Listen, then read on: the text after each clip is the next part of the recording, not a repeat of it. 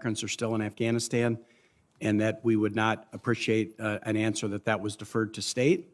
I'm going to ask the question during my second round of questions after lunch, and with the number of staff who are here in this room and in the anteroom, we ought to be able to get an answer. And if we can't, it will suggest to the committee, and I don't think you want to suggest this to the committee, that you don't want to be responsive to that question, or that you don't talk to the State Department, or that the number of Americans in Afghanistan is something that you're indifferent to. I don't think any of those are true, so I'll ask the question again after lunch, and I hope we can get an answer. Two compliments and then a critical observation and inquiry. First, thanks to President Biden for ending the U.S. combat mission in Afghanistan after 20 years. It took guts, and it was the right thing to do, and it should have been done earlier. A Virginia service member whose wife is expecting said this to me recently: "I'm so glad that my baby is not being born into a country at war." Some want us to stay on permanent war footing in Afghanistan and elsewhere. Some will point out that U.S. troops are still deployed, still in harm's way, still carrying out limited military strikes around the world. But to the families of those who have been deployed over and over again into Iraq and Afghanistan over the course of the last 20 years, they are relieved that America is now turning the page and rejecting the notion that we should be a nation in permanent war. Second, the effort to evacuate more than 120,000 people to safety under chaotic circumstances was remarkable. I visited the Dulles Expo Center, the principal arrival point for about 80% of the Afghans. I also visited Fort Lee, the first of the 8 forts that process Afghans. And I visited with Afghans, our troops, the many federal agencies working together, NGOs. The competent and compassionate service on the American side and the deep gratitude among Afghans made a deep impression on me. We should do all we can to make that transition to a safe life in America as productive as possible. My chief criticism and question is this: why did the Afghan security force and civilian government collapse so quickly, and why did the U.S. so overestimate their capacity?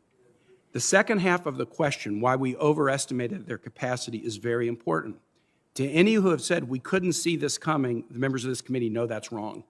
An immediate collapse may not have been the most likely outcome, but we have heard for years, particularly from the intel community, that DoD estimates of Afghan strength were way too optimistic. I believe the U.S. government had a good evacuation plan, but it was premised on an Afghan civilian and military government that showed high resistance to the Taliban. And so we did not adequately plan for the real possibility of a quick collapse. We need to explore both military and interagency decision-making processes to understand why we were unrealistic and how to correct that going forward.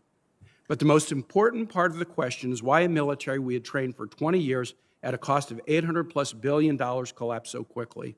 I can think of 3 reasons, but after I put them on the table, I would like each of you, beginning with General McKenzie, to address the question, and if we can't, we can do it when we come back after lunch. First, the lightning collapse may show that our training was insufficient and that it did not prepare the Afghan military to defend the country on their own. That should have been our goal, but we failed to accomplish it. If so, how must we change our thinking about training foreign militaries? Second, the lightning collapse may not prove that the ANSF were poor fighters, but that they were demoralized. Did they lack confidence in their own political and military leaders? Were they demoralized by a 2020 peace agreement between the U.S. and the Taliban that didn't even include the Afghan government? Mr. Chair, I'd like to introduce the peace agreement for the record. Without objection. Did U.S. and allied funding deepen a culture of corruption that long predated our involvement? Even the best fighting force may give in if they have no confidence in their leadership. Third, the lightning collapse may show that we wanted things for Afghans that Afghan leadership did not want for themselves.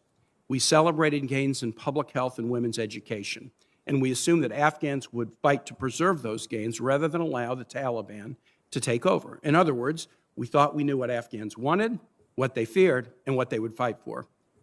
But was our belief, though well-intentioned, incredibly naive? We can't get 1/3 of Americans to take a COVID vaccine or accept the results of a presidential election. Do we really think we can transform the culture of another nation? So to each of our witnesses, when we return in the second round, I will ask you this question: why do you believe the Afghan military and civilian government collapsed so quickly? With that, I'll yield back, Mr. Chair. Thank you very much, Senator Kaine. Senator Ernst, please. Yes.